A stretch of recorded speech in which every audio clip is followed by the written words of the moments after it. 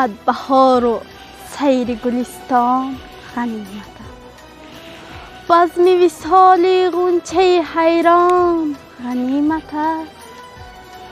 با قامتی خمیده روم سوی بوستان، نظاره بنفشه و ریحان غنیمت است. ای باغبان ای باغبان، زی باغ به بیرون چی می روی؟ بودم به پای سرو خرامان غنیمت است.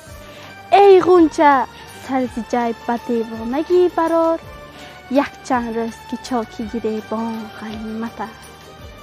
پهلوی خود ز خاک چمن بر نمی کشم، چون سایه خواب زیر درختان غنیمت است.